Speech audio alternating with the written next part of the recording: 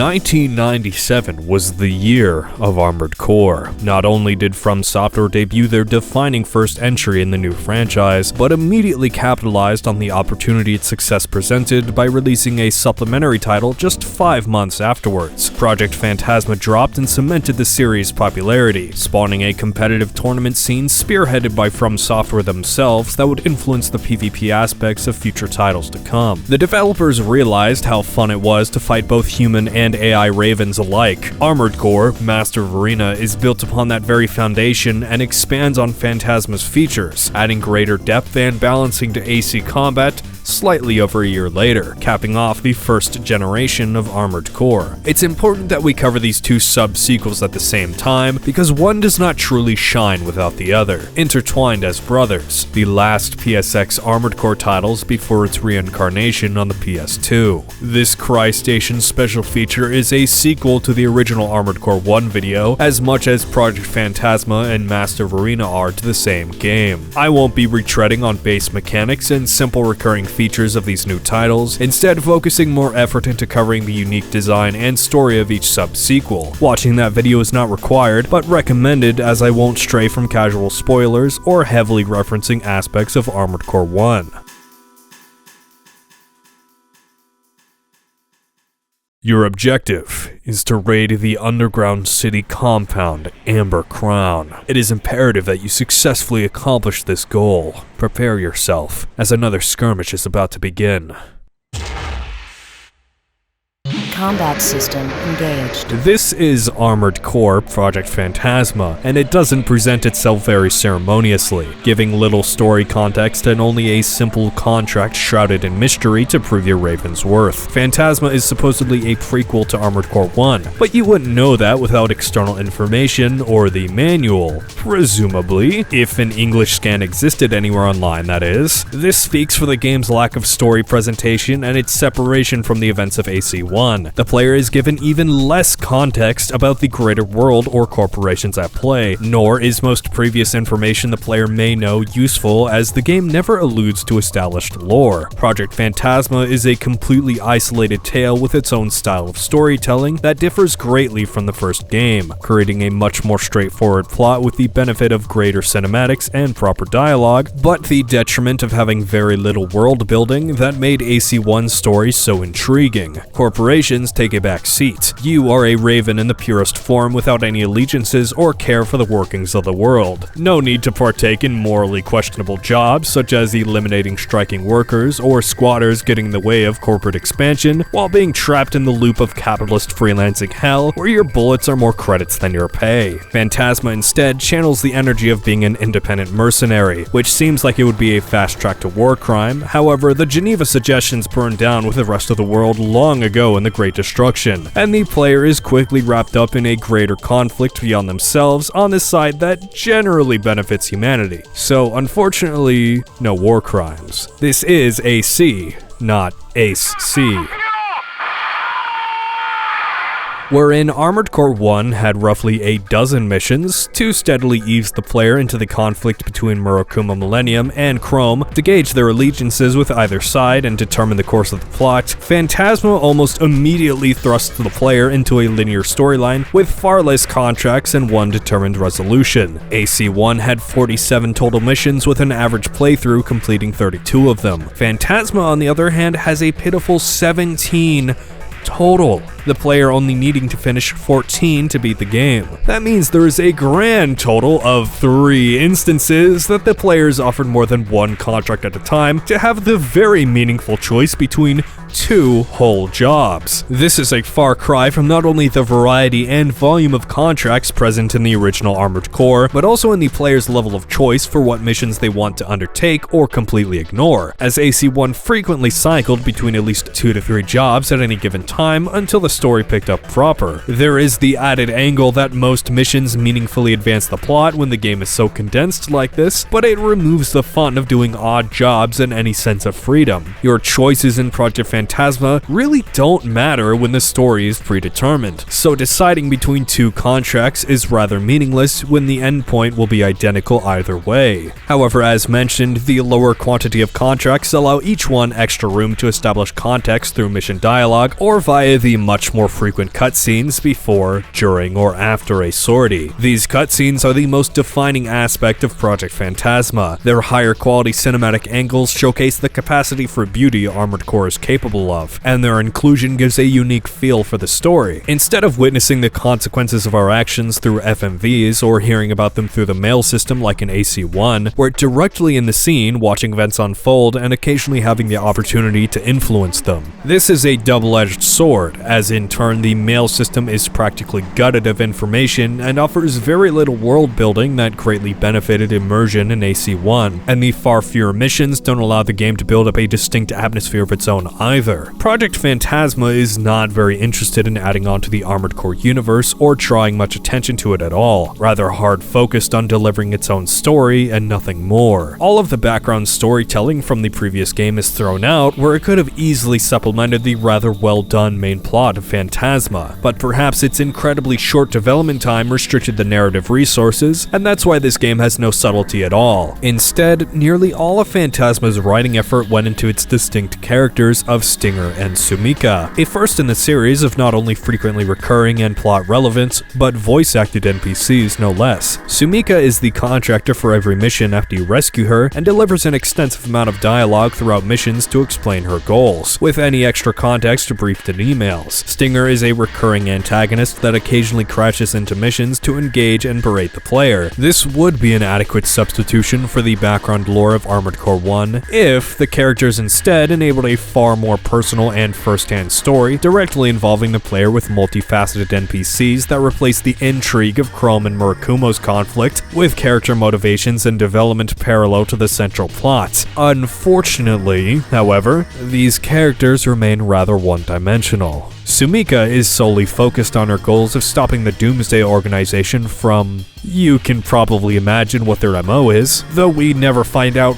why Sumika is so dead set on this goal, paying exorbitant amounts of credits through repeatedly contracting us and risking her life for what would be a thankless job, with no glory to be found in the largely obscured conflict. Of course, she was captured by the organization and almost turned into a hapless test subject, but that's the only reason she continues to risk her life nearly alone for no reward. It seems like Sumika is part of a larger organization with the resources and connections she has in order to chase this Doomsday project, but we never find out more besides assumptions that they helped with the initial prison escape. Her actions and motivations imply that she's working for an anti-terrorism or human altruism group, but that's far too morally good for this era of Armored Core. Plus, she states that taking down the Doomsday Org is not her job, so she's clearly just a raven. If she's not getting paid, then why bother? In fact, she's bleeding money, so this is some intense cup of insta-revenge that's driving Sumika. Speculation is our only means of exploring this character, as Project Phantasma isn't interested in developing or even alluding towards the human inside the AC, despite us working closely beside her throughout the entire game. Sumika never lets her guard down or shows any emotion, and since we're with her strictly on business, there's no casual scenarios to even try and get to know her better. Only at the very end of the game does Sumika crack a joke for the Raven to give her a discount, but before that shows no fondness for the player Raven and keeps the relationship purely business-oriented. The oddness of her sudden display of humanity in her final moments with the player is punctuated by our Raven standing there in silence, without even a slight gesture or acknowledgement of Sumika. Of course, being a silent protagonist, the Raven has nothing to say, but given that he immediately boosts out of there and flies away without even so much as looking at her, tells us that he doesn't have much time for women either. It's rather fitting, leaving Sumika emotionlessly as if it were just another mission, because we learn nothing about her. Ironically, this scene alludes more to this particular Raven than it does any other character. He shows up, eradicates a corporation with explosives, multiple times, then defeats Mecha God and flies away like it was just an average day on the job. His stoicism unintentionally creates a veil of badassery that this was in fact an easy feat to pull off. The structure of Project Phantasma aids in this by being incredibly short and rather unchallenging. Not only was this relatively easy to accomplish from the player's perspective, but could be interpreted as trivial for this Raven because of that. It's funny that we learn more about the nameless vehicle for the player than the actual voiced secondary protagonist in this scene. I'm more interested in learning what the hell our Raven is capable of if these missions were such a small deal to him. Sumika herself is a good encapsulation of Project Phantasma's writing. Indirect blunt and to the point, but adverse to giving the player much detail below the surface. The reason we don't know much about Phantasma's world is because no effort went into writing about or hinting towards it, and the reason we don't see Sumika develop as a character is because she isn't written as a character. Sumika is nothing more than a voiced contractor used to deliver context and direction to the player diegetically. Effectively, she's the mission debriefing screen and mail system given form,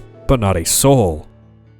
On the opposite end of the spectrum, Stinger is a frequent thorn in the player's side that, while having a rather one-note personality, still has far clearer motivations to rationalize his actions and set his place in the story. Stinger has been on the Raven's tail ever since the third mission, where he's propped up as an undefeatable beast who's rather annoyed at our meddling in his operations. It's in the very next contract where we're able to fight Stinger head-on and witness his strength firsthand, being a lengthy and dangerous encounter that will likely kill an inexperienced player or leave most with very little armor remaining. This is the catalyst that defines Stinger as our rival, suffering a humiliating defeat by some newcomer. It doesn't matter who Stinger was or what his goals were before this. Nobody gets in Stinger's way. Nobody gets the best of him. His sole motivation now is delivering us the same humiliation and crushing our AC into scraps. It's clear that Stinger has an inflated ego from being near the top of Raven rankings, and being shown up by an unknown such as the player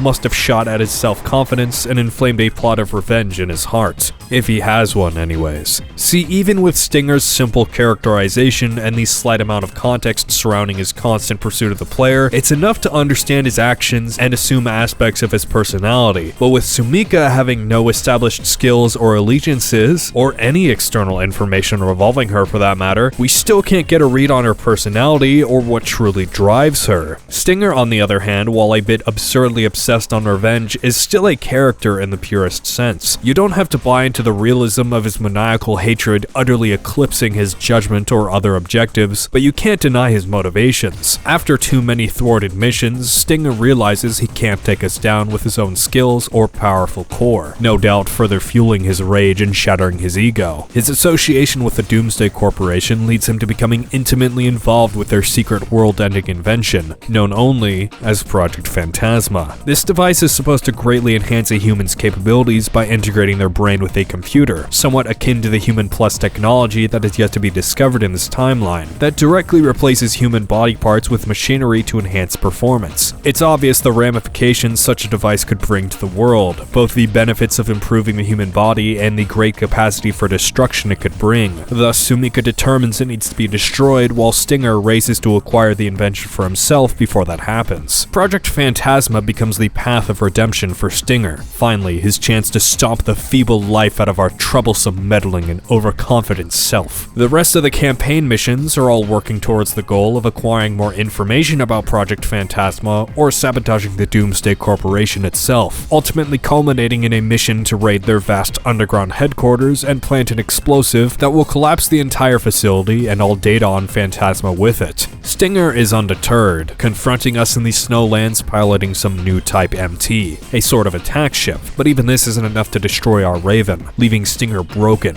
denying reality and insisting that he killed us, and he sulks away. It's clear at this point how distraught and battered his ego is, how intensely it has driven his every waking moment for ruthless revenge, nearly drowning him in madness. Apparently our bombing of the Doomsday Corporation wasn't enough, as the true whereabouts of Project Phantasma are revealed, leading us to the subway of a ruined city. This is the first time we're properly seeing the ruined Earth, not just a barren wasteland or underground city, but a fully abandoned plain of toppled skyscrapers, likely just showing the very tip of ruin caused by the Great Destruction. The proper city likely buried in thick layers of dirt and rubble, or fully blasted away by bombs when this is all that remains of an old civilization. It's probably the one piece of subtle world building Project Phantasma adds onto the universe AC1 was building up, as that game didn't show us the actual remnants of the Great Destruction, and left most of that up to interpretation, rather focusing on the new constructions of humanity that rose from the ashes. It's a minor detail, but an entirely unique map between both games, even if it is rather small. Eventually, we catch up to Stinger, just before he's able to reach Phantasma, and deal with a more difficult iteration of him that shoots faster bursts of powerful laser rifle rounds, but at this point our Raven is far stronger than we were near the beginning of the game and can easily counter him. Stinger is in shambles, but yet again, boosts away without our Raven being able to do anything, and ultimately steals Phantasma for himself. This marks the 4th time where the player has fought Stinger, blew his mech to smoking pieces, yet he still manages to escape our grasp and get the upper hand. I understand that the plot must go on, and Stinger has to acquire Phantasma for the ultimate conclusion, but the amount of times he's been beaten and escaped is a bit contrived at this point. Stinger could have engaged the player in unique ways, like sabotaging some of the facilities we've raided or springing traps on us, to signal that he's still obsessively pursuing the player, but not giving him another identical fight that resolves nothing. It feels like the developers were really rushing and couldn't implement many new ideas for Phantasma's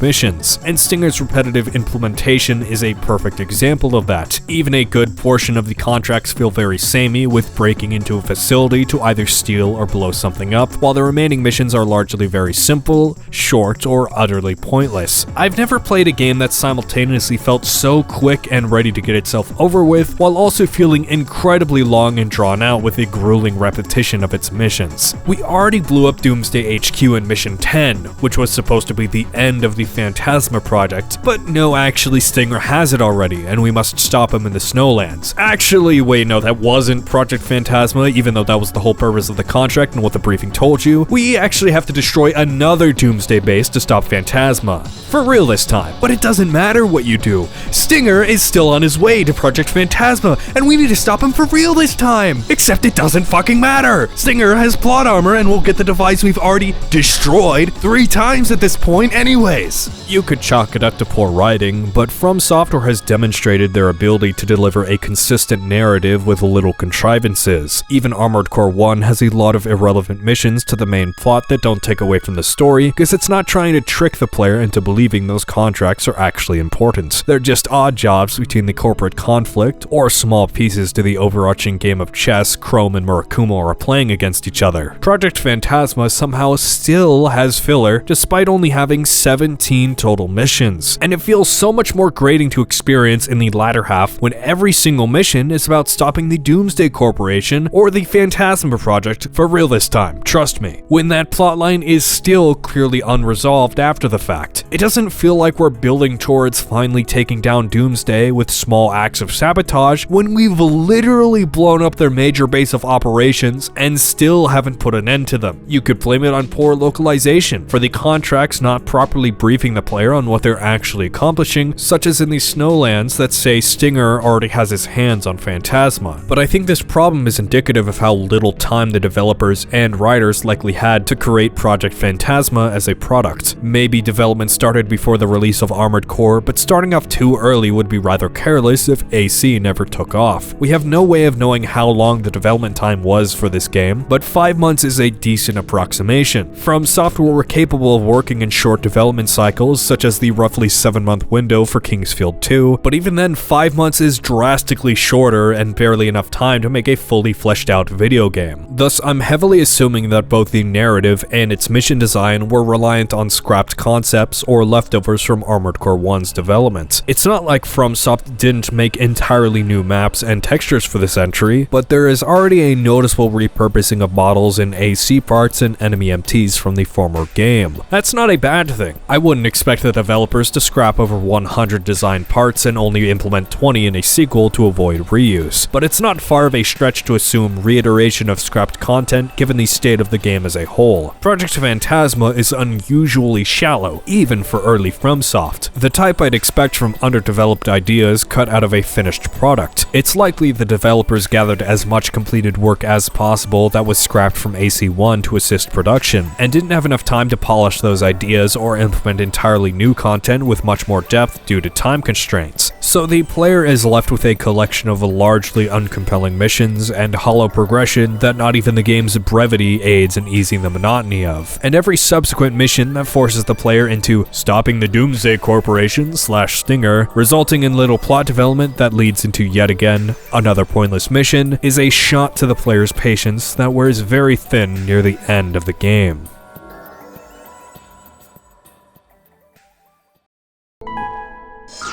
You fool! This is not a request! I have become Phantasma! I will destroy everything! Stinger has not just acquired a powerful weapon, but become Project Phantasma itself. Although retaining his identity and hatred, Stinger is no longer human, now a twisted amalgamation of consciousness and steel packaged in an upgraded variant of the ship we saw in the snowfield. Maybe Stinger did obtain the physical weapon variant of Phantasma, but still lacked a device to interface his mind with the machine, and that's what the poorly translated last few missions were supposed to be about. Phantasma transforms Stinger into an entirely different opponent, capable of a blinding disco light attack and powerful mortar strikes. While his form and attacks appear intimidating, the light stream is rather easy to dodge, even being slightly far away, although it seems it would shred a player up close. His new ship is also rather slow and very susceptible to blade strikes, with the laser burst move having a lengthy telegraphed charge up, a combination that easily spells death for his inorganic husk. It's not as much of a spectacle as the giant MT fought in the Murakumo storyline in AC1, but the transformation of Stinger and preceding reveal of the real Phantasma is amply satisfying for what the player has to go through. The fight's not very difficult, but neither was the majority of missions. The uniqueness of Phantasma's design and attacks are enough to elevate it past the other Stinger fights, which were the most challenging encounters, but repeated too many times and lost their glamour. Stinger plays his part in the story well, and his obsession turns almost comedic with his briefing message in the final contract. He's still not much of a character, with his only development being going insane and dying, but his presence is at least entertaining, where Sumika's is an emotionless void. The reveal of Phantasma also sparks a bit of intrigue as to its true capabilities. Can it assimilate more people into one device? Is Stinger really the one in control, or will the machine overtake his consciousness as well? Any of which questions have no answers. Phantasma is merely a vehicle to advance the plot. It parallels a few aspects from the Human Plus technology and AI subplot of AC1, and adds only the slightest bit of world building that is only noticeable due to Project Phantasma's almost complete lack of lore.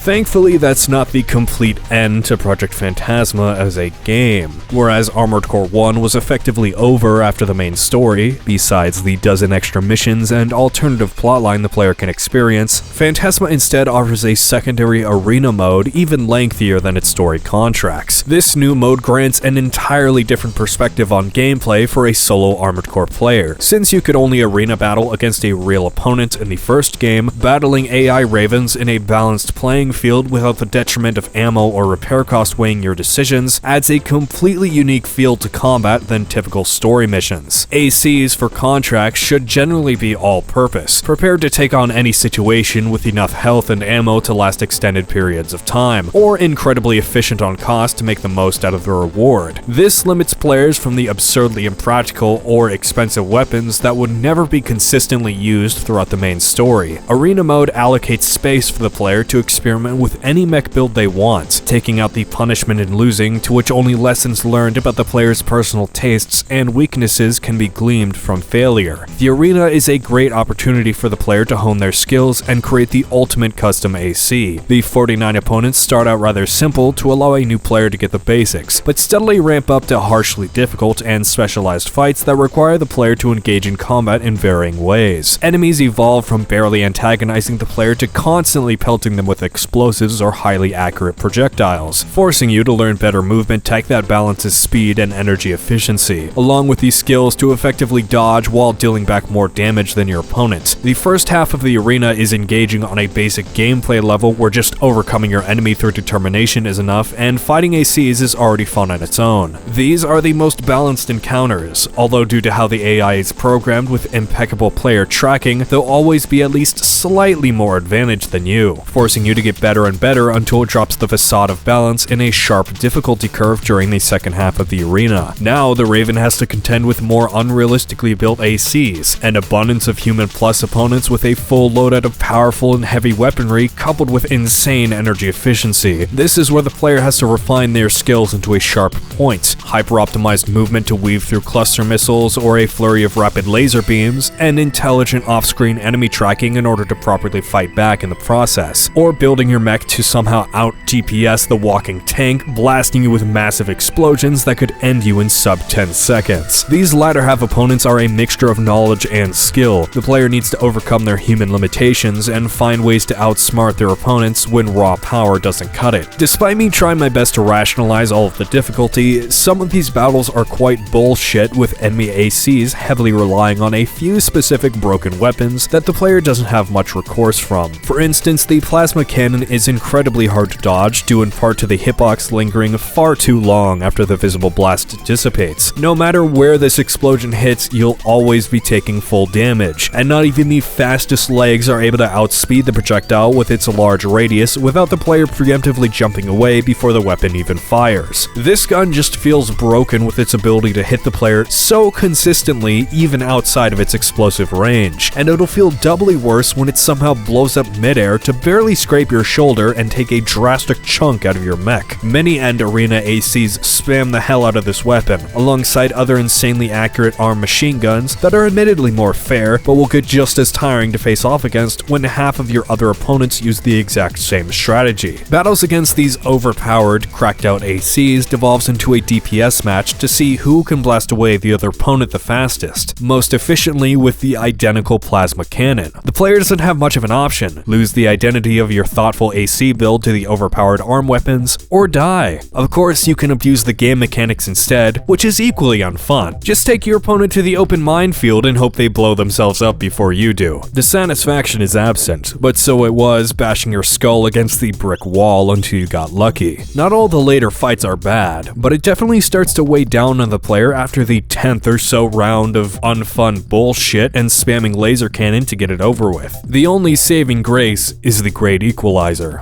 ammo. Thankfully, unlike story missions where opponents have infinite ammo, the enemy ravens are beholden to the exact same rules as you, besides the human plus advantages of course, which the player could only take advantage of through importing their save from Armored Core 1. But if not, you're simply drastically disadvantaged against these opponents and have to compensate with greater skill. This is what makes most of the fights actually engaging. You can play tactically and drain your opponent's ammo through effective dodging if direct confrontation isn't viable. Of course, that isn't consistent with every enemy, given the plasma cannon is too unreliable to dodge and would likely lead to your death before your opponent runs out of rounds. Given that you would have to do that to every individual encounter as well, makes this far too time consuming to be worth it. Gatling gun ACs, on the other hand, drain their ammo so quickly they give the player an edge if you can survive the initial storm, creating tense ends to these encounters where your AC is on the brink of death but can only be brought down by your opponent's inaccurate or non-existent back weapons, creating a cautious path to victory even when it seems defeat was almost guaranteed. Even the human plus opponents don't have infinite energy. This leaves gaps in their energy-based weapon attacks for the player to take advantage of. This is prominent in one of my most favorite fights, Dill Pickle, who despite the silly name is a beast to behold in the arena, making use of the Karasawa and plus upgrades. He's as swift as he is deadly, but the adequate gaps in his attacks after the initial onslaught evolve the fight past a DPS check. It becomes an endurance fight between both ravens on who can conserve their AP, energy, and ammo until chipping the other away. To me, Dill Pickle was the perfect balance of difficulty and fun, built to be very challenging in his powerful laser rifle and insane energy efficiency, but giving the player a slim margin of victory through the inaccuracy of his non-rapid fire weapon. I feel like the arena would have been so much more enjoyable if more ACs were built revolving around a unique weapon or gimmick, instead of the designers backing themselves into a difficulty corner and having a dozen plasma cannon and Gatling gun ACs just so they would be stronger than the previous opponent. The length of the arena itself drags out a little bit too long, at least for me, marathoning it for the review, and if 10 of these unfun arm weapon opponents were removed, it would make the entire experience much more refreshing. The last 10 ravens were by far the strongest, but none of them really stood out in the barrage of explosions, overpowered ACs, and drawn out fights I've already experienced. The final gauntlet took me 2.5 hours, the entire arena being 7 hours of my life I'll never get back, which is far longer than the average of 2 hours the campaign took me to complete. While I am a far better player, having suffered through some of the toughest encounters first-gen Armored Core has to throw at me, I was also starting to fight mechs in my sleep during the week I rushed through them.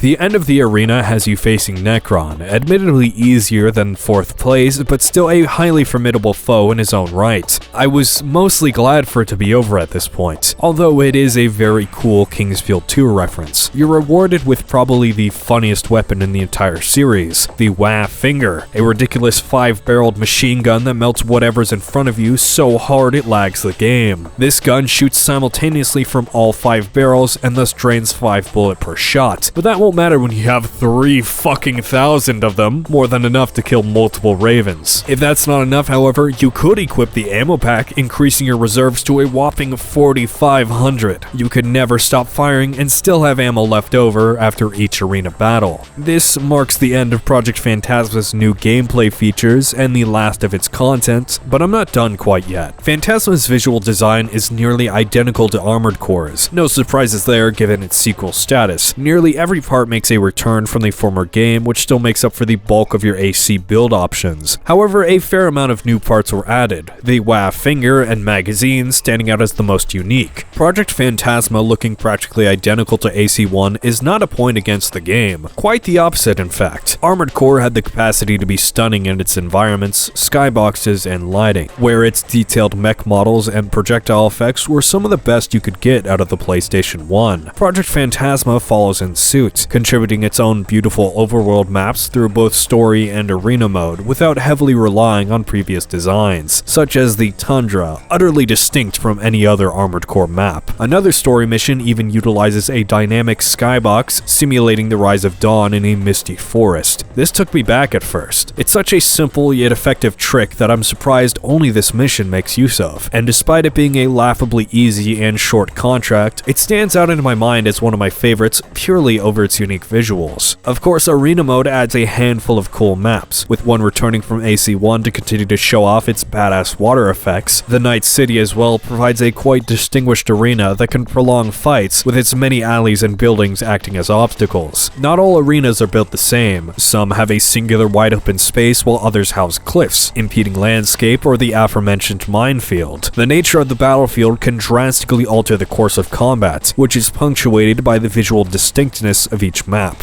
Phantasma's beauty is all the game's presentation has going for it, however. Through playing a couple missions, you'll quickly realize that all of the music is reused from Armored Core 1, where the recycling of parts and models from the first game makes complete sense and doesn't take away from the experience or immersion. Entirely reusing the AC1 soundtrack feels oddly wrong for a sequel. The music is still kick-ass, of course, but we already would have listened to the same tracks for a dozen hours, and now are forced to double that time with not even a few new songs to add variety. That music also feels very personal to the missions of Armored Core 1. To have it removed from that context is a bit jarring, even if they still fit the gameplay. This speaks to the compounding issue of Project Phantasma, a lack of a definitive identity. Phantasma hasn't earned the right to be on par with AC1, yet uses its soundtrack so boldly. It refuses to develop its own world or lore to feel like a proper expansion, without the confidence to break out of the imposing shadow of its predecessor, or the prowess to outdo its origin when Phantasma tries something different, either tripping over itself or delivering more of the same. Sure, I like the gameplay, but is that because of something that Project Phantasma does exceptionally well on its own? No, it's more Armored Core, the same combat and controls with no new gameplay mechanics from the first game. There's nothing inherently wrong with that. After all, Armored Core is a riveting action game, but Project Phantasma does nothing special to make me play it over AC1, other than the arena mode, which would be unnecessary if I had any friends. I played AC1 3 full times before finishing that video, but you wouldn't catch me replaying Phantasma even once. I would gladly experience the harsh story mode of AC1 that forces me to conserve my resources and engage my brain over the shallow husk of Project Phantasma's missions. The best thing this game does is establish the arena concept for it to be reiterated and improved upon in its sequels. Its current implementation is passable and fun enough, but poorly balanced and grating after a while. Other than that, Project Phantasma feels like a hollow sequel that shouldn't have been a full title to begin with, rather much more fitting as an expansion disc of the original Armored Core, which it partially is with the save import mechanics, but I would be rather disappointed buying this game at the full price of Armored Core 1 when it consists of half the substance.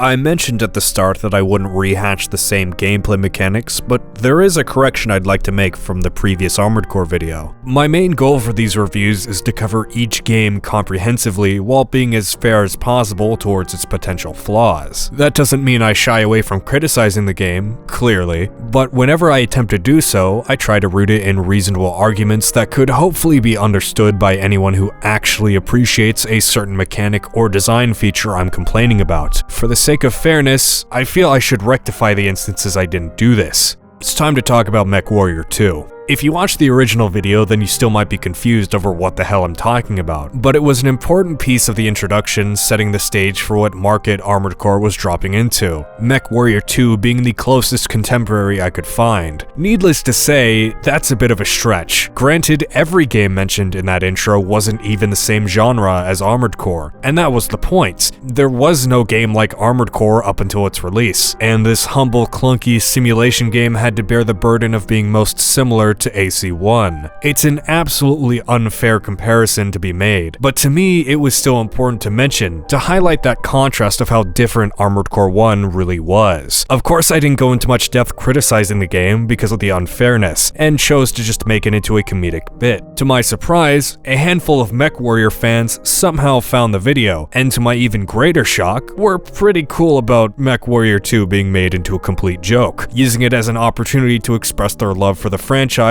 or the game itself, and I greatly appreciated that. Not only giving me the understanding, but turning that into positivity and sharing their experiences with MechWarrior gave me an entirely new perspective on something I never would have been able to get into myself. And that sort of passion for niche janky games is always inspiring to see. So inspiring that I'm going to add a completely unnecessary and unwarranted mini-review to this already exceedingly long video. Sorry, Ravens. MechWarrior 2 is a part of the long and continually running MechWarrior series, which in itself is a subsidiary of the BattleTech franchise, originating as a tabletop game and expanding into much more mediums that are beyond the scope of this humble PSX port of the original PC game. My point is, MechWarrior 2 is just a small fragment of this incredibly complex series, and while it likely has a story rooted in an existing novel or prior game, it comes off rather silly as a complete newcomer. Humanity is in the space age and fight each other in giant clunky mechs, but seemingly devolved back to tribal conflicts and fervent war. But beyond the goofy voice acting of each clan's introduction, MechWarrior 2 doesn't have much story and is largely composed of missions with the guise of plot development, while it feels more like a series of unconnected encounters. That's perfectly fine. MechWarrior 2 is largely suited towards an arcade combat feeling, and the loose presence of the story ensures nothing gets away from you blasting other mechs to kick-ass music. Some people mention that the PSX port actually made the game more arcadey than the original PC version, adding power-ups and pickups to stages, also bringing up that the soundtrack is largely different in the PSX release. This music compounds onto the deeply unserious atmosphere that so far surrounds the game with its questionable voice acting and story, which is what largely influenced me to make the joke segment in the first place. Its tone isn't inherently bad, maybe detracting from the original intent behind the presentation for the game, but it further adds to the charm of being an awkward PS1 classic. Which brings me to the greatest aspect of MechWarrior 2. I'll admit that I only spent 15 minutes playing originally before being so intensely bewildered by the controls and shutting it off, whereas I tried putting at least half an hour into each minor game I mentioned during the AC1 intro. But MechWarrior 2 was so perplexing that I couldn't even do that. The control scheme was incredibly confusing on the surface and felt rather unintuitive. Your top body is unconnected to the orientation of your legs, thus turning doesn't affect the directional angles of your movement. The only indication of your rotation is on a radar map, which is clear enough, but while getting used to the game and being pelted in all directions by bullets is kind of difficult to pay attention to. That leaves your memory or radar to properly reorient yourself if you get confused, which will happen a lot at the start. This is the largest barrier to entry that exacerbates the clunkiness of every other mechanic, be it firing while fumbling with the controls and desperately trying to survive or manage your energy, which in itself you don't even understand what that properly means. It's all overwhelming mechanics that amass into a very beginner-unfriendly experience. However, once you start to grasp the controls, it becomes rather intuitive to move around and even fun at points. Just getting used to strafing around the arena is effective enough to survive, and from there allows you to steadily understand the rest of MechWarrior 2's features. The movement feels very immersive to controlling a real mech, as was likely intended and the focus of the genre. So for that, MechWarrior 2 scores very well. The benefit of detached orientation from aiming is the ease of shooting opponents while strafing or evading them at the same time. You could effectively target enemies near your left or right side without having to break your forward momentum. So while the movement controls seem unintelligible at the start, they feel rather intuitive to an actual mech's control scheme and becomes MechWarrior 2's most defining mechanic. This is the one angle of the game I didn't possibly imagine coming around on. I didn't think the game was legitimately bad, but I was very off-put by its controls, and only after giving the game some proper time did the controls really click. I was pleasantly surprised being able to adequately move and enjoy the game as a result. That's the greatest compliment I can bestow upon MechWarrior 2 after trashing on it originally, and I feel that's enough to cover as I didn't experience the entire game, and I don't have very many deep thoughts about MW2, nor do I want to keep the Armored Core fans awaiting. The main takeaway I wanted to give is that MechWarrior 2's controls have a lot more complexity beneath the surface, which brings me to the other half of this segment, how this all relates to Armored Core's movement system. In the Armored Core 1 video, I also briefly touch upon AC's controls in the exact same nature as MechWarrior 2. I'm not gonna sugarcoat things. This game unsurprisingly controls terribly. I blame the guy who wrote and narrated that. It was written to be an unserious jab, much like the MechWarrior 2 bit, but of course you wouldn't have guessed that, because that guy isn't funny. I brushed past the issue rather quickly, which is my mistake. Of course it's a PS1 game set in a 3D space. It's going to be awkward to control. That's a given that I don't hold against the game and why I merely mention the point. But Armored Core doesn't actually control poorly. It's rather intuitive from the get-go, much more than MechWarrior 2, and it continues to evolve with a skilled player who learns its unique movement quirks. Ultimately, Armored Core feels very good to control. The caveat is that looking left to right with the D-pad while moving with the other half is incredibly awkward and disorienting, for me personally, which makes the ability to change movement controls a blessing because otherwise I wouldn't be moving nearly as competently as you see in the video. That was my original point of the statement that I didn't expand upon. I did a disservice towards the game's controls by not going more in depth on that point. I've only grown a greater appreciation for Armored Core's movement system as I've spent nearly 3 times longer learning it. There's a surprising amount of depth brought on from unconventional non-movement buttons interacting with the system, such as the mid-air blade wave rocketing your Raven into the atmosphere, granting far faster upwards momentum than regular boosting would at relatively zero cost. That can also be chained together on your opponent if you both keep trying to slash each other. Of course, this requires a precise height that likely takes advantage of your opponent's collision and utilizes it as a ramp, or perhaps attempts to boost your model upwards as the game tends to do when clipping into other objects. Only this time it's the enemy AC and the same mechanic is being applied to their mech as well, boosting you both high into the air. You can also explosive boost yourself in any direction, although highly impractical and damaging. The only application I can see for this is preemptively shooting mines into the air to chain upwards and boost high up without using any energy, but this is still not very efficient and mostly just a neat trick. There's a higher skill ceiling for movement in Armored Core beyond just having the best parts equipped. Learning what momentum is safe to land at without stooping after a drop is essential for not getting stun-locked in intense battles, and requires you to manage your downward velocity just as much as everything else. Simply holding the boost button isn't the most efficient method of going fast, but learning to double tap boost and propel yourself diagonally will grant you both great speed and energy efficiency, as your generator will also recharge faster in the air than running on the ground. This is just what I figured out in my time with PSX Armored Core. There could be even more niche mechanics waiting to be uncovered with the impressive dynamic movement system FromSoftware cooked up for these games. My ultimate point is that the controls of Armored Core have evolved from clunky and awkward to one of the most engaging and entertaining aspects to master. Movement at times is more fun than gunplay within battles, which already has its own skill ceiling for depth, so that's a high bar to clear. There are always dynamic opportunities for cool movement in AC encounters, dodging the varying arc of missiles, weaving through multiple projectiles mere inches away from hitting you, or the constant shift of momentum typical of AC combat, forcing the player to engage in a satisfying combination of moving, turning, boosting, and shooting all in tight intervals. The fact that this system hasn't gotten old across 30 plus hours and continues to develop into something more interesting and engaging is incredibly impressive, and has now become my favorite aspect of the franchise.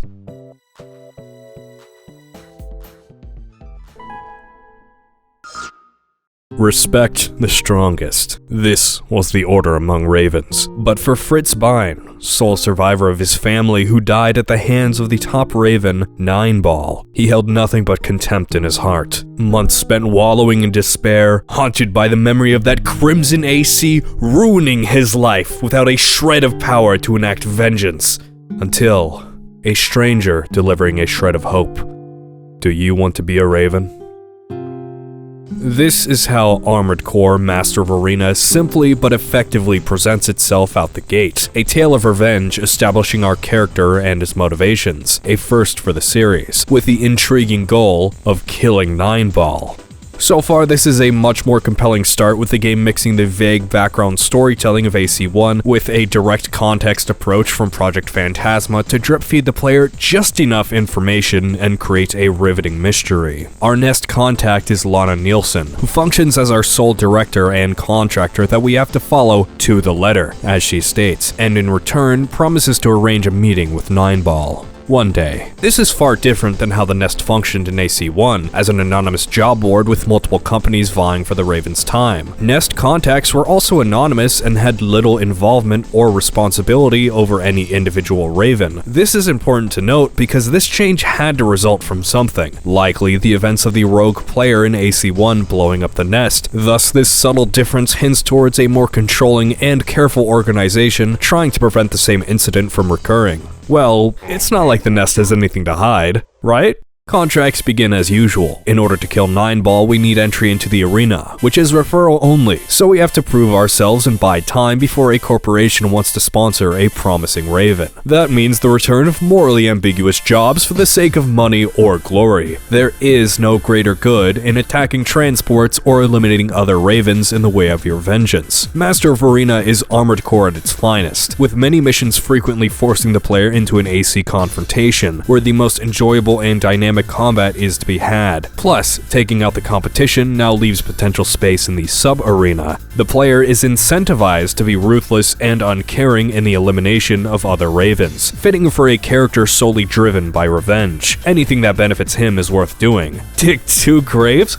You dumb motherfucker, I'm killing way more than 2 people. Our aptitude for destruction draws the gaze of ProgTech, a respected AC part manufacturer, who offers to sponsor the Raven if he successfully beats all other competitors in the sub-arena, starting at 14 opponents that change dependent on if you've already killed them in battle, with several new competitors joining the fray as you progress. Unlike in Project Phantasma, the arena mode is deeply interlinked with the central plotline, giving it greater purpose and integration with the world. Defeating more Ravens gives you a sense of superiority and satisfaction for getting closer to the ultimate goal. The fact that these Ravens don't exist in a vacuum and are all performing their own contracts simultaneously as the player, noticeable when encountering them on the field, adds a lot to immersion. Doubly so when time continues to move during these arena battles. Contracts cycle out, and after only defeating a few opponents, ProgTech will urgently request the player's help, halting their progress and preventing them from blowing off an important time-sensitive task by suspending the sponsorship temporarily. The arena is now a believable part of Armored Core's world, as real and dynamic as the clashing corporations and countless Ravens flying about. This sense of movement in the world without the player is something Project Phantasma sorely lacked, but Master of Arena expands on its foundation eloquently, mixing the best from both of its predecessors. Despite Master of Arena having only 19 missions, 2 more than Phantasma and still dramatically lower than AC1, its story remains just as engaging, not just through the art of mixing contracts and arena battles together, which naturally extends the length of the main plot and offers its own refreshing break from missions, but many of the jobs themselves feel completely different from each other, or something entirely unique that hasn't been done before. Project Phantasma had a lot of objectives that felt very samey, breaking into a facility to destroy or steal something, but Arena has you fighting on a submarine, watching a meteor crash in front of you, scaling a tower to plant explosives, destroying a tank, or sieging a castle somehow still standing from the Great Destruction. It has its share of go into facility to do X thing, but those contracts on their own aren't uninteresting. Rather, the repetition of Phantasma's missions are what became a problem. Now, Master of Arena has variation from both arena mode and unique contracts, further offering the player the freedom of choice in which jobs they want to undergo next, or not at all. After entering the sub-arena, you'll generally have a list of 3 contracts or the option to battle other ravens. Keep in mind, advancing near the end of the sub-arena and triggering the Progtech task will remove all pending missions on the list, so the player has the option to clear those before advancing the plot or ignore them completely and not be barred from progression.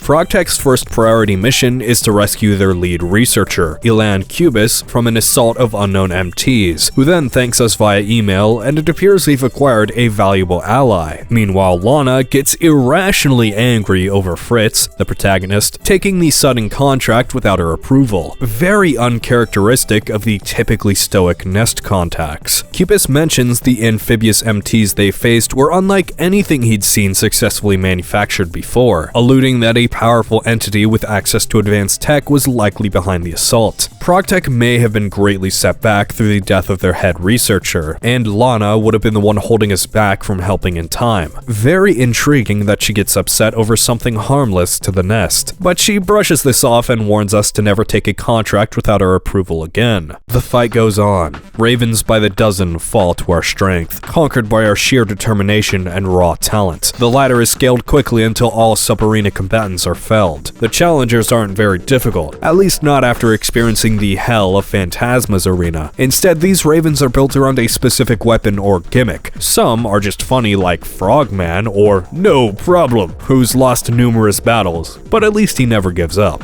Other ACs make frequent use of jumps to throw off the player's aim, or are just your standard affair. This is a breath of fresh air after the ramping power scaling and repetitive builds of Phantasma's arena. Even though this is meant to be an introductory gauntlet, no two mechs are the same, and their focus on delivering a unique fight rather than a directly challenging one is far more enjoyable, especially since this content is now required for story progression. All of these ravens have little bios and emblems before the battle, much like the leaderboard of AC1, but on mass scale with hundreds of mini characters between games. A few of these bios are pretty funny. This pilot has no idea how to fight. His actions are strange. Others have badass emblems or a little connection between other ravens, such as Pest and Bloom being partners.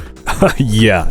Sure, buddy. It's nice to attribute a personality to the assortment of mechs you fight in these arenas. Despite being very brief, these bios help each raven stand out beyond just their build. I'm not going to say this adds a ton of world building on its own, but it's far better than fighting hordes of faceless ACs. The real arena marks a noticeable difficulty increase, but still not as dramatic a curve present in Project Phantasma. These mechs still maintain personality in their unique builds. The game still refuses to resort to a meta to challenge the player, which leads this gauntlet to feeling largely like the sub-arena, but harder, which is not bad by any means. I would much rather have Armored Core force me into unique situations than break its balance in order for me to struggle. Most importantly, our goal is in sight. 9-Ball rests at the very top, tantalizingly close, only 13 ravens separating him from annihilation. 12, 11, 10, 9. Progtech Labs are under attack again. This time 9-Ball confronts us directly, giving him a taste of his future defeat. While being a difficult and explosive encounter, Hustler 1 in this instance is not as difficult as his AC1 iteration, however still remains to be one of the most challenging ravens we've fought so far, especially with being below max health and ammo at the end of the mission when he shows up. After embarrassing 9-Ball, he scurries away. Elan thanks us a second time, pledging to research the mysterious Crimson AC to keep us informed. Lana, on the other hand, fully cuts off Nest's support, Seems like we really got under her skin.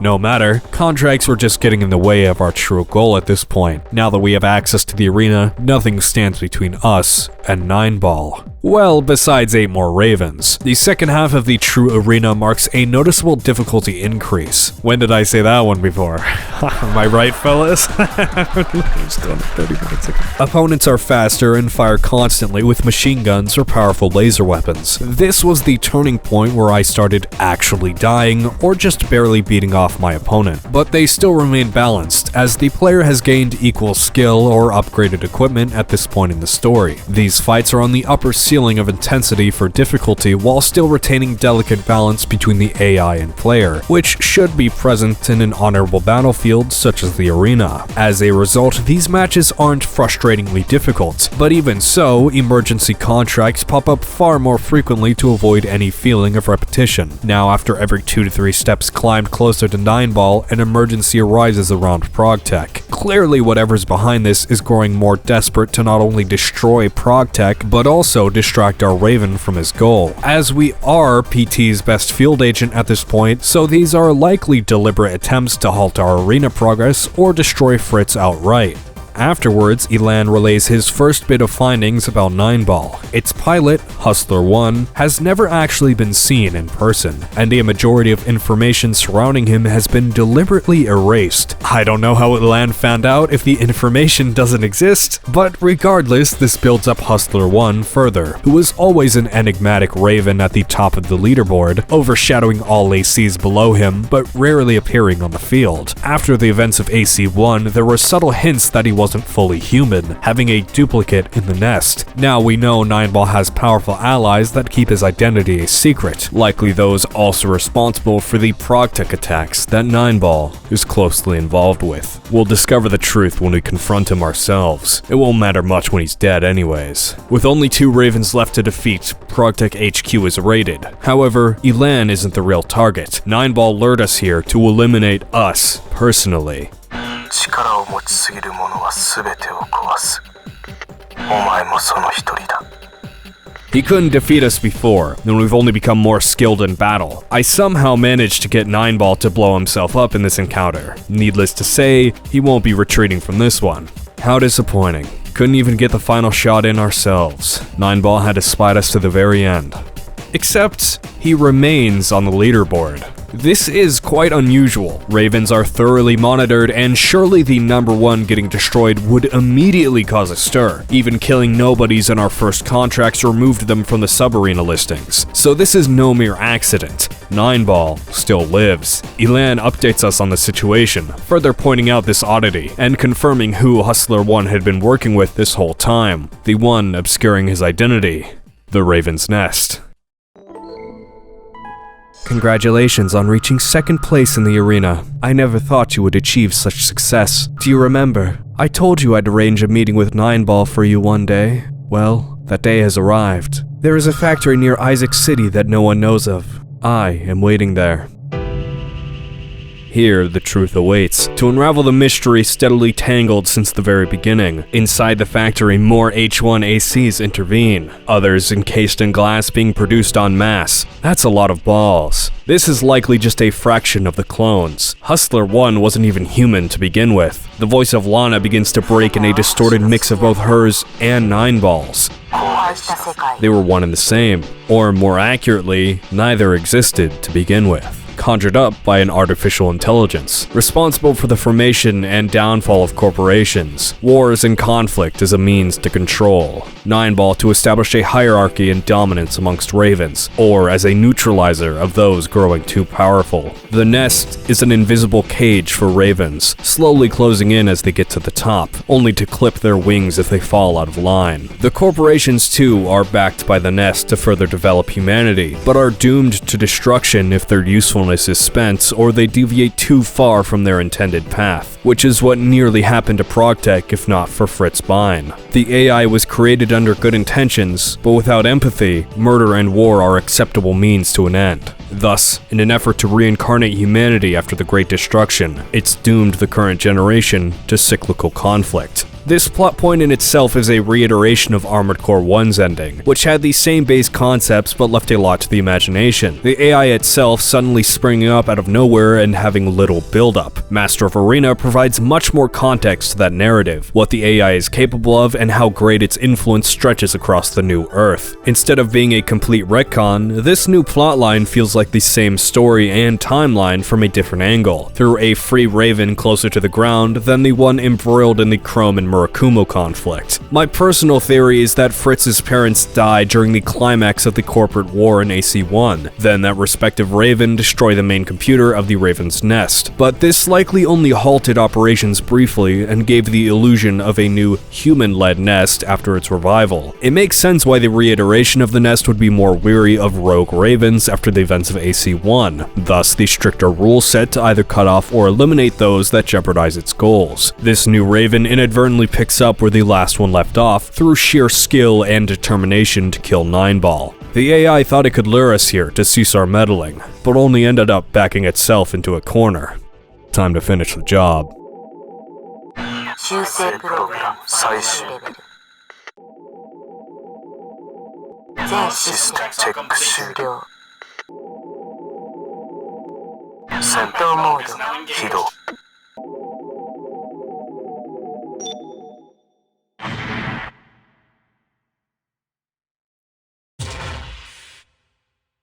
ターゲット確認排除開始Nineball Seraph is a beast unlike anything fought up until this point in the series. He has incredible mobility, a hyper-accurate rapid-fire machine gun, and effectively no cooldown on missiles or the plasma cannon for equally destructive capabilities. This monster is the fusion of every Phantasma Arena combatant rolled into one, without the handicap of limited ammo or energy. Nineball never stops firing, topping it off with a blade wave that can eliminate the player in mere seconds to counter close combat. This fight is the culmination of the player's journey, not just in Master of Arena, but for the whole of the PS1 trilogy. Every skill developed is put to use, especially those trained by the former Arena modes. Nineball Seraph tests your movement. You need to preempt the plasma explosions, weave underneath the mortar missiles, and dance around the arena to put yourself in a tactical position in order to fire back. His rapid movement and unique flying boosts gauges the limit of your human ability, being able to predict his course and track his precise location, typically off-screen while avoiding damage yourself, simultaneously emphasizing efficient energy and ammo conservation to outlast the relentless Crimson Behemoth. If there's one thing we learned from the Seraph fight, there is always a path to victory on the battlefield. Despite disadvantages, you can turn Nineball into a tennis ball with your sword if you time it right, still weave between the unending stream of projectiles and take him down through skill alone. No matter how powerful Nineball Seraph or this AI amalgamation is, it cannot crush our human willpower. We rose from the ashes of our dead family, ruthlessly cut through the ranks of Ravens. Through the blood of our rivals and allies, we created a foothold at second best, and now at humanity's last breath, we will kill Nineball. For good this time.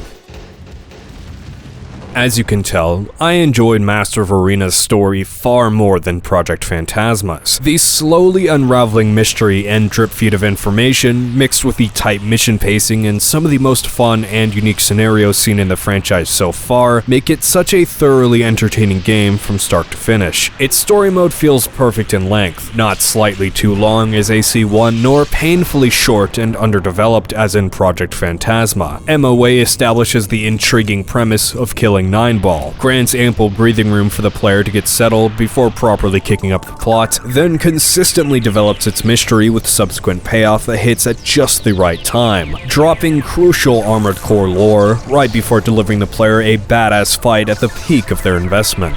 The lore MOA contributes to the greater AC world that we already know from the first game, allows you to recontextualize the story from one and all of the subtle differences in Arena, such as the overly controlling Nest. It's the perfect expansion that both stands on its own and elevates its predecessor largely over how well it ties into the story of AC1, but also its entirely unique angle of deeply integrating the Arena into its plot that makes story advancement feel much more gameplay and player-driven.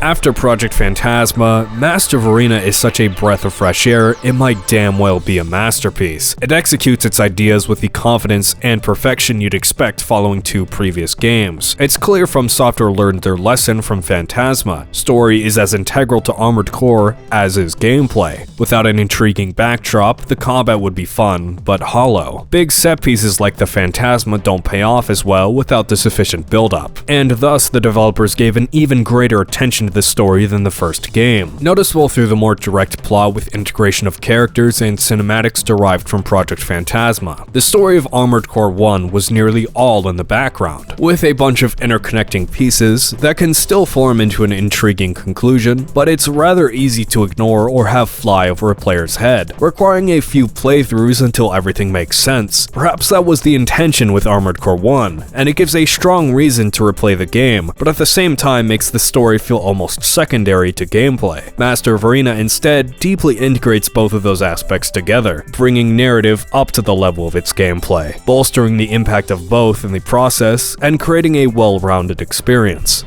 Though this marks the end of the story and main part of the game, Master of Arena has an entire second disc comprised of bonus arena content, featuring 109 extra AC battles, an insane amount to add onto the existing 48 arena opponents of Disc 1, effectively triple the scale of Project Phantasma. These are all separated into distinct gauntlets, 4 standard arenas based on the different leg types that force the player into the same build restrictions as their opponents. The one part may not seem like a lot, legs do drastically affect the tempo of combat, and having both ravens limited to that same type makes that painfully evident. Humanoid and reverse joint battles are typically the fastest and most dynamic, but quad legs feel much slower than they used to, especially when lacking the jump boost movement tech of a bipedal build. This leads to those matches feeling pretty flat, still difficult in the final 3, but mostly in a frustrating, I can't outspeed projectiles, so every match is a luck/DPS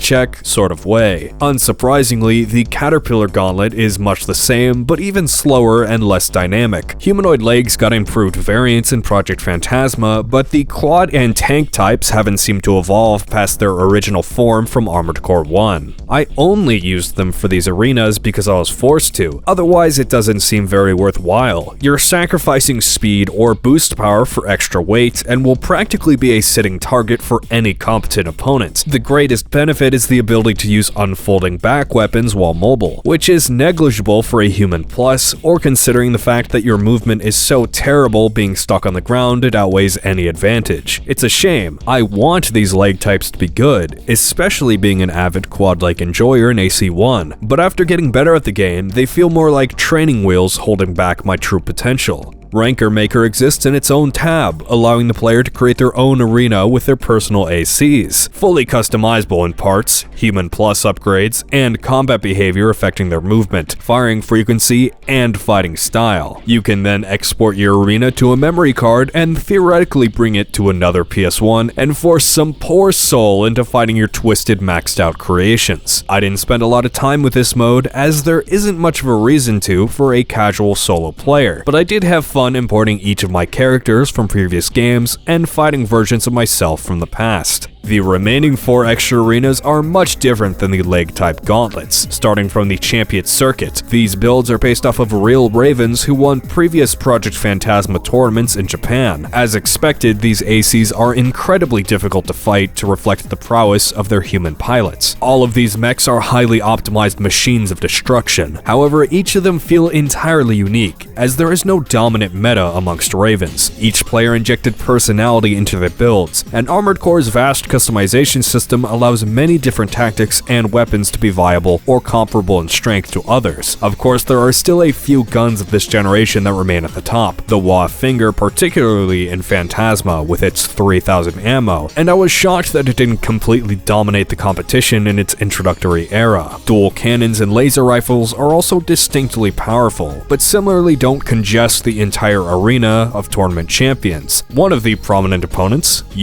that's right, Yu has history of crushing every single tournament so drastically that FromSoftware requested him to step aside for the chance of a new champion to arise. Just sporting a handgun and nothing else, Yu still kicked my ass in this arena. There's an English summary of a Japanese interview of the former champion you can find on the Ravens Republic if you would like the extra reading. The next gauntlet is a compilation of ACs designed by people from various Japanese magazine publishers, assumedly those that gave coverage of Armored Core at the time. This arena isn't very challenging and quite long, but it still consists of many unique ACs, some of which are very irregular, a few noted to be made of wood, a goofy guy with no arms that only launches missiles, and of course Blue Flame 1, who has no idea how to fight. His actions are strange. This arena has the highest concentration of funny or ridiculous AC designs. The humor and variety are quite refreshing after Champion Gauntlet, but its placement doesn't feel quite right. You'd expect that deeper into the list of arenas, the more difficult they become, but Guest Circuit is considerably easier than Champion. FromSoft Arena consists of 9 employee-designed mechs, predominantly created by those most central to Armored Core's development or FromSoftware as a whole, with Natoshi Zin being at the top. It largely feels like the Guest Arena, but more difficult. There isn't much more to expand on when we've already fought so many Ravens at this point, but there are some pretty cool FromSoftware branded emblems to come out of this. And finally, after 100%ing the rest of the game, including story mode and every single basic and extra arena opponent, the Master Gauntlet unlocks to provide the ultimate challenge for only the most determined or masochistic Ravens. Let's check in on past Cryville to see how he was handling it.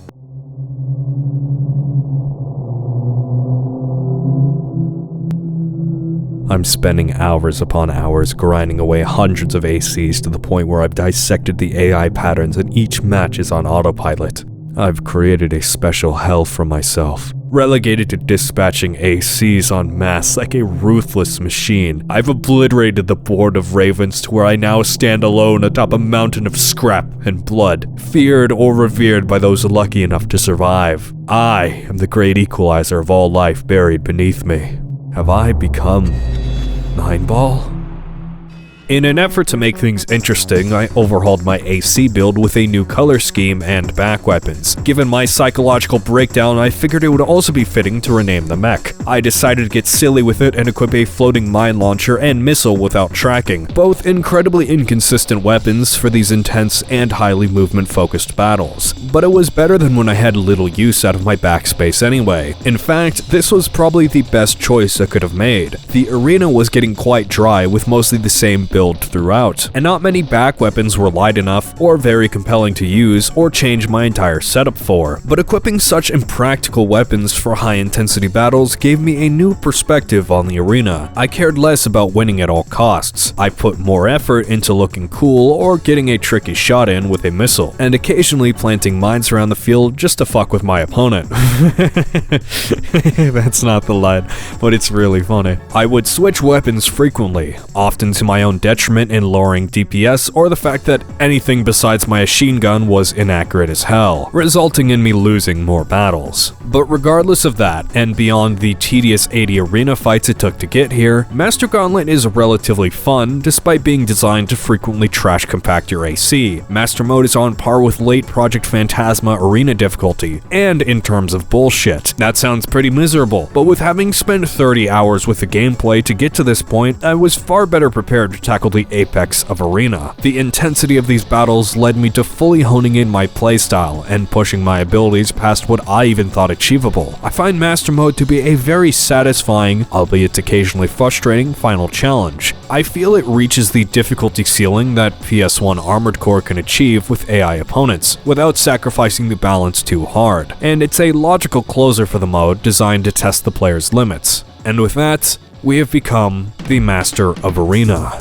I unfortunately don't have that much more to say about arena combat after dedicating so much time to what are relatively the same mechanics and scenarios that were present in Phantasma. The EX arena modes are great on their own, especially for bonus content on top of what already feels like a complete game, but they aren't unique in a gameplay sense, rather just being more Armored Core. It gives the opportunity to discover new techniques and experiment with parts you've never used before, but each of these battles are still one-on-one AC fights. it's arguably less varied than missions were. Although the sheer amount of build combinations allow for each opponent to technically be unique, they still steadily blend together into homogenized mech soup. I fought every single arena opponent in both games, but I couldn't define 99% of the battles in an interesting way. That doesn't mean it isn't fun, but it is solely extra gameplay without much substance. It's a real shame because I spent more time across both games completing the arena content than with the base story, but with not much more to show for it. I was legitimately losing my mind for the 2 separate weeks I spent rushing through each respective game's arena modes, so that earlier Insanity segment wasn't a bit. In fact, that was the closer to a scrapped 2-page rant about how there were too many extra battles. While that sounds a bit silly, I do believe that an average player wouldn't put themselves through the entire arena of both games. That would be reserved for hardcore fans that really enjoy AC combat. For that purpose, there's nothing wrong with the EX Arena, and it is completely optional, but I wouldn't recommend playing through it expecting a great reward or for any reason beyond wanting more AC battles. For the nearly double length that EX Arena mode is compared to the time it takes to complete the story, you might expect it to be at least equally satisfying.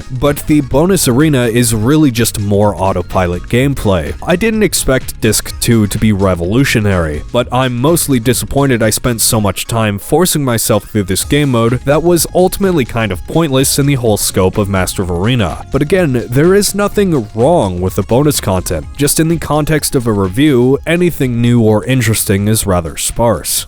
In part 1, I mentioned Project Phantasma's overall presentation was rather shallow, besides its standout cutscenes and beautiful visuals consistent with the rest of the series. Its reuse of music from AC1, however, makes the game feel lacking in identity. Master of Arena is nearly the complete opposite, with a bold new menu interface befitting for a sequel. All that's missing is the cinematics of Phantasma, which instead is compensated by an absolutely killer original soundtrack. An OST so good I had to restrain myself from constantly using it during the AC1 video, both because MOA hadn't come out at that time and also to retain a unique audio feeling of this sequel video. That still didn't stop me back then, because Master of Arena has some of my personal favorite tracks of the entire Armored Core franchise so far, benefiting from a dynamic emotional range between typical hardcore breaks and a new sense of dramatic melancholy or subtle hope.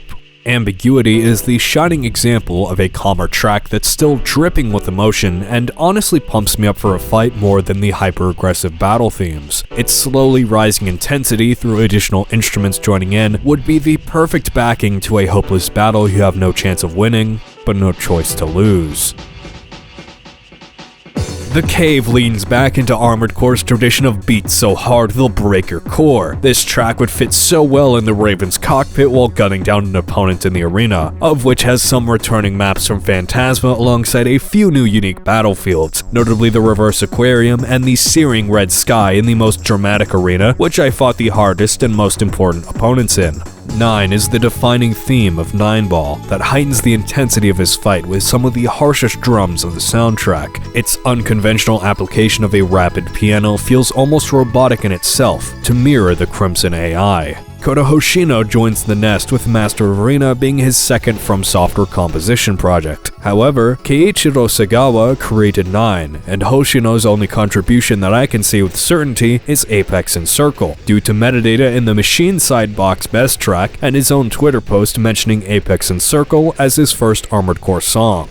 Tsukasa Saito begins his AC legacy in this entry as well, seemingly joining FromSoftware around the same time as Hoshino, as both of their first roles were on the composition of Echo Knight. Similarly, I don't have the information about what Saito specifically produced. The 20th anniversary soundtrack box oddly doesn't have its artist metadata as the older Best track did, and that doesn't contain every single song.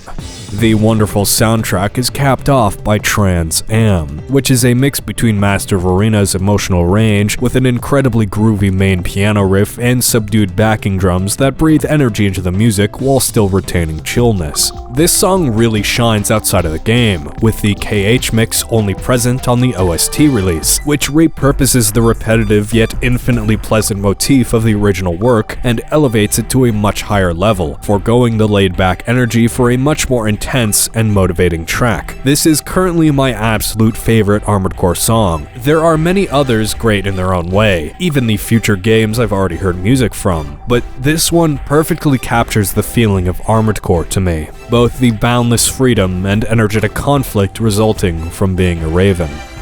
That is the end of every noteworthy facet of Master of Arena I considered discussing. If you're looking for an early entry point into the Armored Core series, then MOA could not be a more perfect game. It has every benefit from AC1 and Project Phantasma without any significant downsides, and its story is on par, if not better than the first game. Master of Arena is a result of everything FromSoftware learned from the previous two titles, the gameplay and lore that excelled in AC1, and the immersive narrative Phantasma was ultimately lacking. The foundation for the arena mode was also essential for MOA, as without it, the game could have ended up split in two like Project Phantasma if that title hadn't already experienced the dissociation between modes. Thus, Project Phantasma is essential in this trilogy. It falls so that Master of Arena can fly. We may not have gotten a game like MOA if the base arena concept was never conceived and implemented in Phantasma. This simultaneously redeems Project Phantasma to have its mechanics be utilized so well in a sequel. Plus, at its core, it still is Armored Core. The gameplay itself is fun, and the competitive scene spawned from the second entry is equally as crucial to its development as Arena Mode. Project Phantasma just suffered from hollow execution of its story, what is to me the most compelling part of the single-player experience. Even though I criticized that game heavily, I'm still happy to have played it in the first place. Otherwise, I might not have been able to notice how brightly Master of Arena shines in contrast.